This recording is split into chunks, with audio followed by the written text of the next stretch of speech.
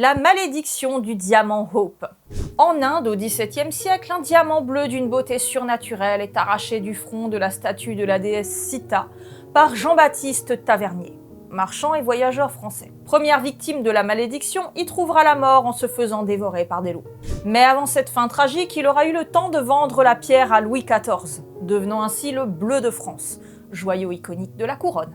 Passant dans les mains de Louis XV, puis Louis XVI et Marie-Antoinette, il sera témoin de l'effondrement de la monarchie avant d'être dérobé en 1792. 20 ans plus tard, presque jour pour jour après la fin du délai de prescription du crime, un nouveau diamant bleu réapparaît mystérieusement à Londres. Plus petit, mais étrangement similaire. Il devient la propriété de la famille Hope qui lui donnera son nom et finira ruiné.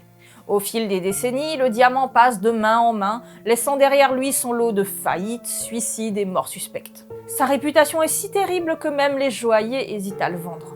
En 1911, la richissime américaine Evaline Walsh McLean succombe à son éclat. Elle fait bénir le joyau maudit, mais la malédiction frappe sans pitié. Son fils meurt, sa fille aussi, son mari sombre dans l'alcool, et elle finit internée, ruinée et brisée. C'est le joaillier Harry Winston qui l'acquiert ensuite et préfère s'en débarrasser.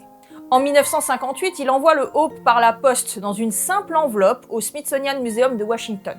Et depuis, le diamant repose derrière une vitrine et la malédiction semble enfin avoir pris fin. Peut-être car Winston avait été le premier à se débarrasser du diamant sans en tirer profit. Elle est pas mal cette histoire, hein, un diamant qui tue. Je vous rassure, elle est en bonne partie fausse et sensationnaliste. Mais comme j'ai plus le temps de débunker tout ça ici, je fais ça dans ma prochaine vidéo. Abonnez-vous pour ne pas la rater.